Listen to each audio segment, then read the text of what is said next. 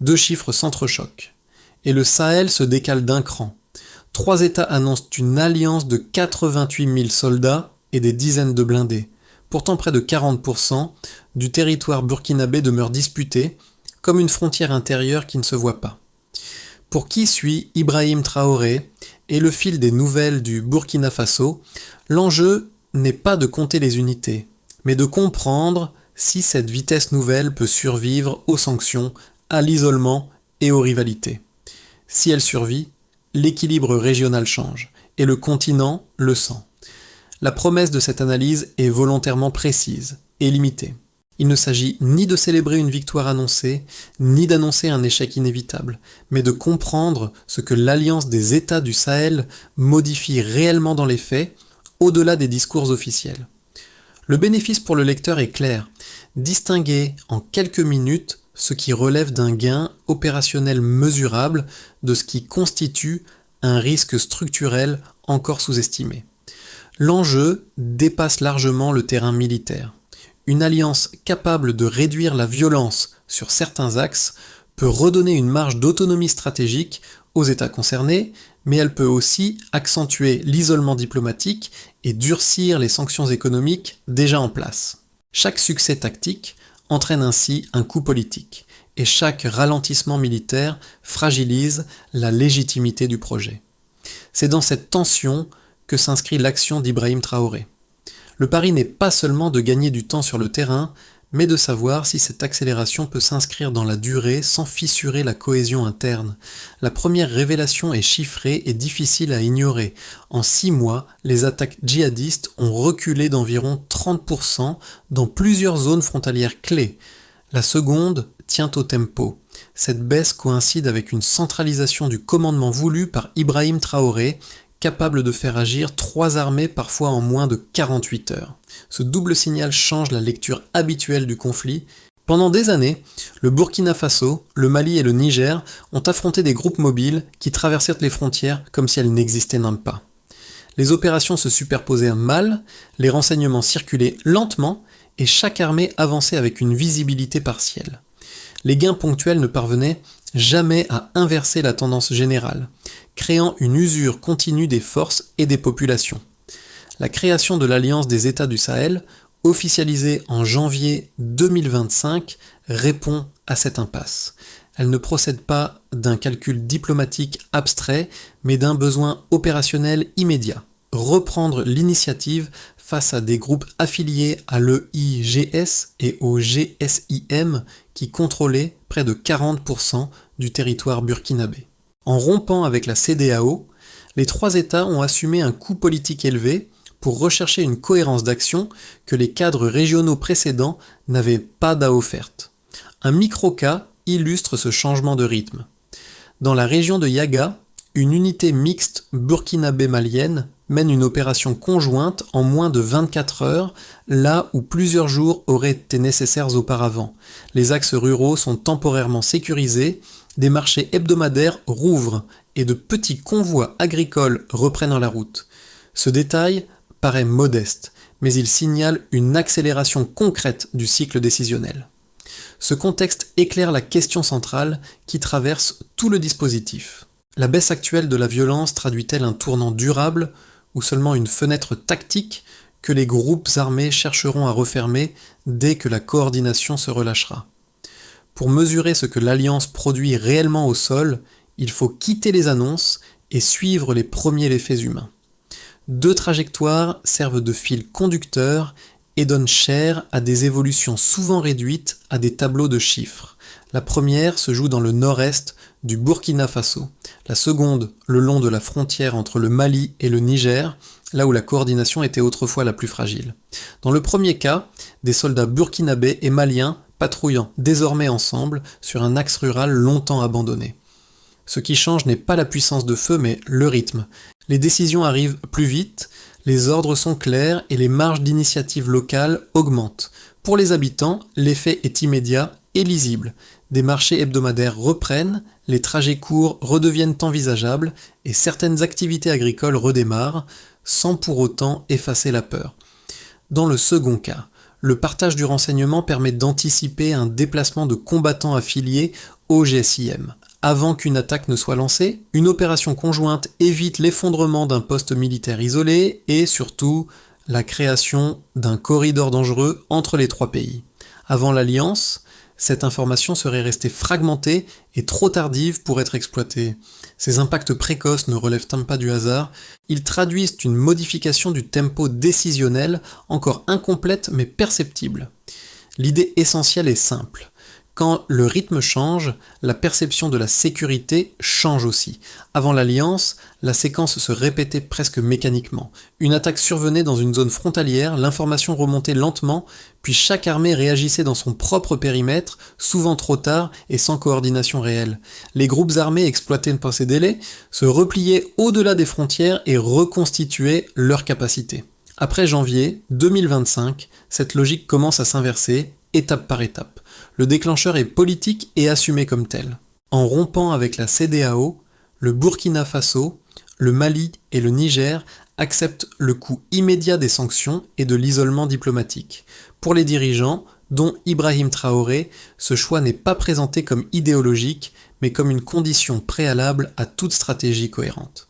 Les cadres régionaux existants sont jugés trop lents, trop fragmentés et inadaptés à une menace mobile.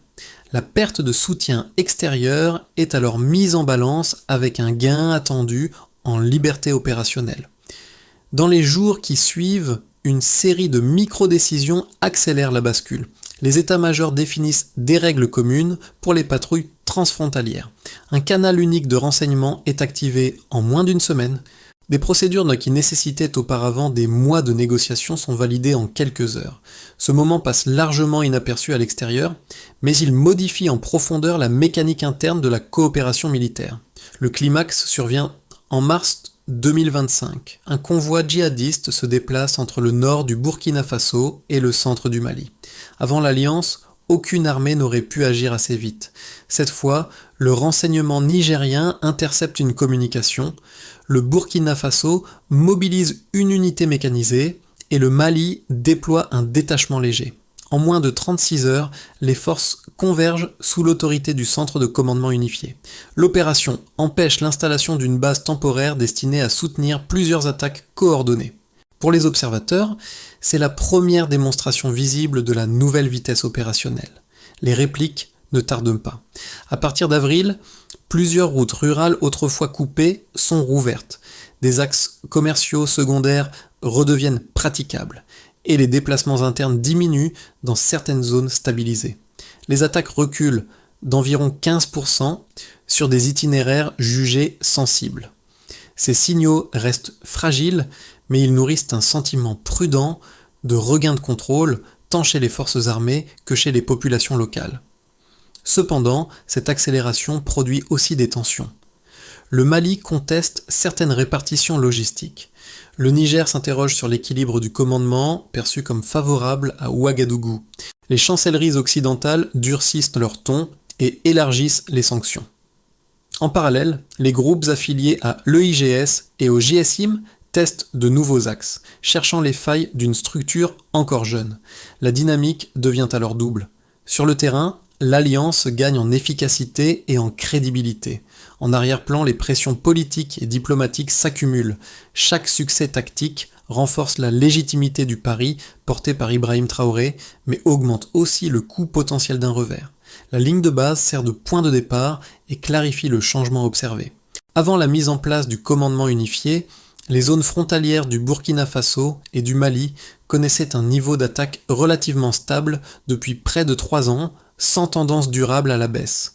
Les opérations transfrontalières restaient rares, lentes et contraintes par des chaînes hiérarchiques parallèles. 6 mois après l'entrée en fonctionnement du dispositif, ce paysage commence à se modifier de manière mesurable. Un premier indicateur s'impose, la violence armée. Dans plusieurs zones frontalières clés, les attaques djihadistes reculent d'environ 30%. Ce chiffre ne signifie pas la disparition de la menace. Il traduit un changement de rythme. Les groupes affiliés à l'EIGS et au GSIM conservent des capacités, mais leur liberté de circulation se réduit. Les frappes deviennent plus coûteuses, plus risquées et moins prévisibles pour eux. En termes simples, l'alliance ne neutralise pas l'adversaire, elle l'oblige à se disperser. Un deuxième indicateur apparaît, les déplacements internes. Au Burkina Faso, une diminution d'environ 20% des déplacements forcés est observée dans certaines zones qualifiées de stabilisées. Cette donnée doit être interprétée avec prudence. Elle n'indique pas un retour massif et définitif des populations, mais un seuil psychologique franchi. Des familles estiment que le niveau de sécurité permet des retours partiels, la reprise d'activités agricoles limitées ou la réouverture de marchés locaux. La perception de la sécurité devient ici un facteur aussi important que la sécurité elle-même. Un troisième indicateur complète ce tableau, l'intensité résiduelle de la violence. Sur plusieurs axes sensibles, les incidents diminuent d'environ 15%. Cette baisse plus modeste révèle un mécanisme précis. Les opérations conjointes perturbent les routes logistiques des groupes armés, ralentissent leur mouvement et compliquent leur capacité à concentrer des forces. Les commandants sur le terrain soulignent toutefois que ces résultats dépendent fortement de la continuité des efforts et de la fluidité du renseignement partagé. Ces trois métriques dessinent une tendance cohérente lorsqu'on les met en regard du changement organisationnel. Avant l'Alliance, coordonner une action transfrontalière prenait souvent plusieurs jours. Désormais, les forces des trois pays peuvent redéployer des unités en moins de 48 heures. Un canal unique agrège observations aériennes, interceptions radio et rapports des postes frontaliers. Ce raccourcissement des délais réduit les erreurs et augmente l'effet de surprise. Cependant, les chiffres ont leurs limites. Les groupes djihadistes montrent une forte capacité d'adaptation. Ils se fragmentent, déplacent leur base vers des zones moins surveillées et testent en permanence la cohésion du dispositif. La moindre faille dans la coordination peut leur offrir des voies de repli. De plus, plusieurs zones rurales restent instables, notamment dans les confins entre les trois pays où la présence de l'Alliance demeure intermittente. Enfin, ces données ne mesurent pas les tensions internes. Les divergences sur la répartition des moyens, l'équilibre du commandement et la dépendance envers des partenaires extérieurs pèsent sur la durabilité du dispositif voulu par Ibrahim Traoré. Les chiffres confirment une amélioration réelle, mais conditionnelle. Ils montrent surtout une chose, la structure fonctionne mieux qu'avant, sans garantir encore sa solidité à long terme. La lecture favorable de l'Alliance des États du Sahel repose sur un argument central, formulé de la manière la plus solide possible. Aucun cadre régional précédent n'avait permis d'endiguer durablement l'expansion des groupes djihadistes transfrontaliers. La centralisation du commandement, le partage du renseignement et l'intégration des capacités terrestres offrent enfin une réponse cohérente à une menace qui ignore les frontières. Dans cette perspective, unir le Burkina Faso, le Mali et le Niger relève moins d'un choix politique que d'une nécessité opérationnelle. La baisse d'environ 30% des attaques frontalières en 6 mois est présentée comme un signal trop fort pour être relativisé. Le retrait de la CEDEAO et l'acceptation des sanctions sont alors interprétés comme le prix à payer pour restaurer une autonomie stratégique réelle. La lecture critique mérite la même rigueur. Elle souligne que des gains tactiques rapides ne garantissent pas une stabilité durable. Une alliance militaire ne supprime pas les divergences politiques. Les priorités sécuritaires diffèrent, les capacités logistiques restent inégales et la question du leadership demeure sensible. Le poids du Burkina Faso dans la structure de commandement assumée par Ibrahim Traoré alimente des réserves à Bamako et à Niamey. À cela s'ajoute la dépendance croissante envers des partenaires extérieurs non occidentaux, perçus comme un facteur d'isolement diplomatique et de vulnérabilité économique accrue. Pour cette lecture, les groupes affiliés à l'EIGS et au GSIM conservent suffisamment de marge de manœuvre pour exploiter la moindre fissure. La synthèse la plus robuste ne tranche pas idéologiquement. Elle s'appuie sur les faits observables. L'Alliance produit des résultats tactiques mesurables, mais ces résultats restent conditionnés à une cohésion politique encore en construction. La performance militaire est réelle, la gouvernance commune demeure incomplète. Autrement dit, le succès opérationnel n'implique pas automatiquement la durabilité stratégique. Jusqu'ici, la dynamique semblait presque linéaire. Plus de coordination, une baisse mesurée de la violence, un regain de mobilité sur certains axes. Pourtant, à mesure que l'efficacité militaire progresse, une tension plus profonde apparaît au cœur même du dispositif. La structure qui permet d'agir vite devient aussi celle qui concentre les frictions politiques. Le cœur du basculement tient à l'architecture du commandement unifié. En centralisant les décisions, l'Alliance réduit les délais et améliore la synchronisation des forces. Mais cette centralisation rend également les déséquilibres plus visibles. Les arbitrages sont plus rapides, donc plus exposés. Les désaccords, autrefois dilués dans des cadres régionaux complexes, émergent désormais sans filtre. C'est ici que le rôle d'Ibrahim Traoré change de nature. Son impulsion a rendu possible l'accélération opérationnelle observée sur le terrain. Dans le même mouvement, elle place le Burkina Faso au centre d'un système où chaque décision est scrutée par ses partenaires. La question n'est plus seulement de savoir si l'Alliance peut gagner des opérations, mais si elle peut absorber les tensions qu'elle génère elle-même. Ce point médian révèle un paradoxe stratégique simple. Plus l'Alliance fonctionne, plus la cohésion politique doit être activement entretenue. Sans cela, la vitesse acquise risque de devenir sa principale fragilité. Les effets de l'Alliance des États du Sahel ne se manifestent pas de manière uniforme. Ils se lisent différemment selon les acteurs concernés, mais 4 trajectoires se dégagent et permettent de mesurer ce que les décisions prises à Ouagadougou, Bamako et Niamey produisent concrètement. Pour les populations locales, le changement est d'abord perceptible dans la vie quotidienne.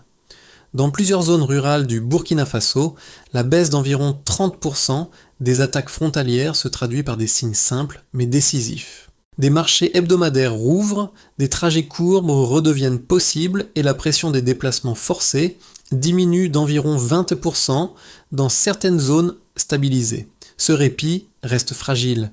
Les habitants savent que les groupes affiliés à l'EIGS et OGSIM conservent des capacités de nuisance. Le sentiment dominant oscille donc entre soulagement prudent et vigilance constante. Pour les acteurs économiques, notamment les petits commerçants et les exploitants agricoles, l'Alliance crée une fenêtre d'opportunité limitée. La sécurisation partielle de certains axes permet la reprise de circuits commerciaux interrompus depuis des mois. Les échanges locaux redémarrent et les revenus augmentent modestement. Toutefois, ce regain se heurte rapidement à un plafond. Les sanctions économiques et l'isolement diplomatique freinent l'accès aux financements extérieurs et renchérissent les importations. La dépendance accrue envers quelques partenaires non occidentaux entretient une incertitude persistante sur la stabilité à moyen terme. Pour les appareils d'État, les gains sont plus techniques mais structurants. La centralisation du commandement améliore la réactivité, simplifie les chaînes décisionnelles et renforce le partage du renseignement. Les officiers soulignent la capacité nouvelle à agir en moins de 48 heures. En contrepartie, les tensions internes s'exacerbent. Le poids du Burkina Faso dans la structure, porté par Ibrahim Traoré, suscite à la fois adhésion et réserve chez ses partenaires. Cette friction institutionnelle devient un enjeu stratégique à part entière. À l'échelle régionale et internationale, l'Alliance modifie l'architecture sécuritaire du Sahel. Elle crée un pôle militaire autonome, observé avec prudence par les États voisins. Sur la scène globale, les puissances occidentales répondent par des sanctions et des pressions diplomatiques, tandis que la Russie, la Chine et la Turquie renforcent leur présence.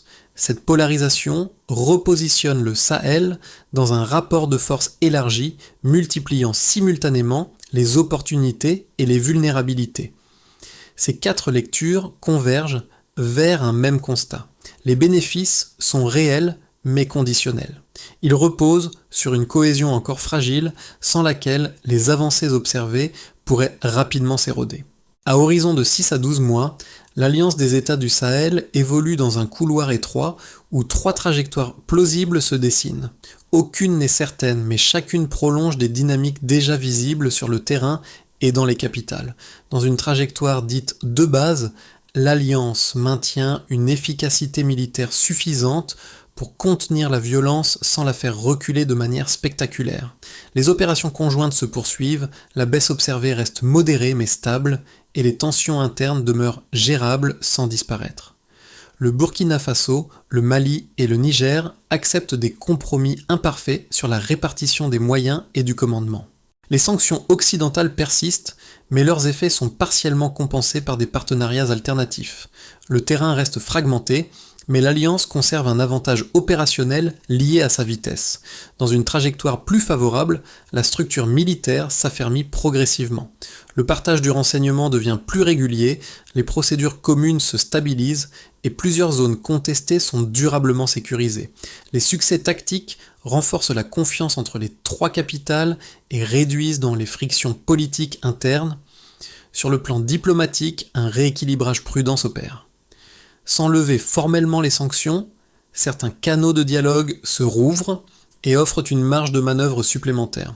Dans cette trajectoire, l'impulsion initiale, portée notamment par Ibrahim Traoré, s'inscrit dans la durée et transforme l'essai. Dans une trajectoire plus sombre, les fissures internes s'élargissent, les désaccords sur le commandement et la logistique bloquent certaines opérations, tandis que les groupes armés exploitent ces failles pour regagner de l'influence. Les sanctions se durcissent et fragilisent davantage les économies locales. La dépendance accrue envers quelques partenaires extérieurs devient un facteur de vulnérabilité géopolitique. L'Alliance perd alors son avantage de vitesse et s'enlise dans un cycle d'usure prolongé. Face à ces scénarios, un point de vigilance s'impose naturellement. La cohésion interne pèsera davantage que la puissance militaire brute. La capacité de l'Alliance à gérer ses propres divergences influencera plus fortement l'issue des prochains mois que tout renfort matériel supplémentaire. Au-delà des chiffres et des scénarios, l'Alliance des États du Sahel se reflète dans des expériences humaines très différentes selon les cercles concernés. 3 regards permettent de comprendre comment cette transformation est vécue, interprétée et parfois contestée, bien loin des communiqués officiels. Pour les habitants des zones rurales, l'Alliance n'est ni un concept stratégique, ni un débat diplomatique. Elle se mesure à des gestes concrets. Pouvoir sortir de chez soi sans escorte, cultiver un champ à quelques kilomètres, rouvrir un étal au marché. La baisse relative de la violence crée des respirations, mais jamais une certitude. Chaque rumeur de mouvement armé suffit à raviver la peur. Pour ces familles, la stabilité reste conditionnelle et dépendante de la continuité des opérations et de la coordination réelle entre forces. Dans les capitales, une jeunesse connectée observe l'Alliance à distance, à travers des BAPAM publics, analyses et réseaux sociaux. Certains y voient une reprise en main longtemps attendue, un signal de souveraineté assumée. D'autres redoutent un isolement prolongé, synonyme de restrictions économiques, de mobilité réduite et d'opportunités limitées. Cette génération ne juge pas seulement les résultats militaires, elle évalue les perspectives d'avenir que ces choix ouvrent ou ferment. À l'étranger, les diasporas sahéliennes suivent de ces évolutions avec un mélange de fierté et d'inquiétude. L'affirmation d'autonomie, incarnée notamment par Ibrahim Traoré, est perçue comme un symbole fort, mais les sanctions, la polarisation géopolitique et le risque d'un conflit durable pèsent sur les transferts financiers et sur le regard international porté sur leur pays d'origine. Ces 3 cercles partagent une attente commune. Ils demandent moins des promesses que des signaux stables, capables de transformer un répit fragile en trajectoire crédible. Pour que l'Alliance des États du Sahel transforme ses gains tactiques en stabilité durable, une feuille de route précise devient indispensable. Elle ne repose pas sur de nouvelles annonces, mais sur des mécanismes simples, mesurables et applicables rapidement par les 3 capitales sous l'impulsion politique assumée d'Ibrahim Traoré et de ses homologues. En premier lieu, la question du commandement devient centrale. Les ministères de la Défense des 3 pays peuvent instituer un conseil de commandement à rotation trimestrielle afin de réduire la perception d'asymétrie dans la prise de décision. Et l'on pourra suivre cette évolution en observant la diminution du nombre de litiges logistiques et opérationnels formellement signalés entre états-majors. Ensuite, l'efficacité opérationnelle doit être consolidée. Le centre de commandement unifié peut définir 3 zones prioritaires avec des règles d'engagement communes, stables et connues de toutes les unités déployées. Et l'on mesurera l'efficacité de ce cadre en maintenant le temps moyen d'intervention transfrontalière sous le seuil des 40 heures. Puis, le renseignement partagé doit gagner en régularité et en profondeur. Les services spécialisés des trois États peuvent harmoniser les formats de données et alimenter quotidiennement une base partagée sécurisée. Et l'on suivra la progression en constatant l'augmentation du taux d'incidents détectés avant toute action hostile effective. Parallèlement, un travail diplomatique s'impose. Les chefs d'État et les ministères des Affaires étrangères peuvent diversifier les aides techniques afin d'équilibrer les influences extérieures dominantes, et l'on évaluera ce rééquilibrage en maintenant la part des équipements provenant d'un seul partenaire sous un seuil raisonnable. Enfin, l'ancrage civil de la stabilisation ne peut être négligé. Les autorités locales peuvent rouvrir des routes secondaires et sécuriser des corridors commerciaux, et l'on mesurera l'impact en comptant le nombre de marchés réactivés dans les zones stabilisées. Cette feuille de route ferme une boucle ouverte plus tôt. Les avancées peuvent durer, mais seulement si la cohésion devient un réflexe quotidien plutôt qu'une exception négociée. Dans la région de Yaga, là où une unité mixte avait rouvert un axe rural longtemps déserté, l'écho de cette première opération continue de résonner. Ce lieu, évoqué plus tôt, rappelle que derrière chaque indicateur se cachent des gestes simples retrouvés. Un marché qui reprend, une route à nouveau praticable, des échanges qui circulent sans escorte permanente, c'est ici que la promesse portée par l'Alliance des États du Sahel prend une forme concrète, loin des salles de réunion et des communiqués officiels. Cette scène mesure aussi la fragilité du moment. Une route dégagée peut se refermer, un marché rouvert peut se vider à nouveau. Les avancées observées restent suspendues à la cohésion de l'ensemble. Lorsque les tensions politiques ou institutionnelles s'exacerbent, ce sont ces gains modestes mais vitaux qui disparaissent en premier. Le rôle d'Ibrahim Traoré s'inscrit pleinement dans ce contraste. Son impulsion a permis l'accélération et rendu possible ces changements visibles. Dans le même temps, elle a placé l'Alliance face à une exigence nouvelle, transformer l'unité tactique en stabilité politique durable. Sans cette transformation, les succès risquent de rester des parenthèses. Une phrase s'impose alors, comme un clou planté au cœur du récit. Une unité fissurée ne protège plus personne. Au terme de ce parcours, une évidence se dégage sans se transformer en certitude. L'Alliance des États du Sahel n'est ni un simple dispositif militaire, ni une promesse politique abstraite. Elle est devenue un symbole chargé à la fois d'espoir concret et de risques assumés pour des sociétés qui cherchent à reprendre la maîtrise de leur trajectoire. Dans les zones rurales, elle évoque la possibilité fragile d'une normalité retrouvée, toujours conditionnelle. Dans les villes, elle nourrit des débats intenses sur la souveraineté, l'isolement et l'avenir économique. À l'échelle internationale, elle repositionne le Sahel dans un jeu de force plus large où chaque choix pèse sur les marges de manœuvre futures. Comprendre ces dynamiques n'impose pas de choisir un camp. Cela suppose d'observer, de comparer et de questionner les effets réels au-delà des postures et des réactions immédiates. Le devenir de l'Alliance dépendra moins d'un discours unique que de la capacité collective à maintenir la cohésion dans la durée. Dans ce contexte mouvant, quelle trajectoire vous paraît aujourd'hui la plus crédible pour le Sahel ? Et sur quels signaux fondez-vous votre lecture ?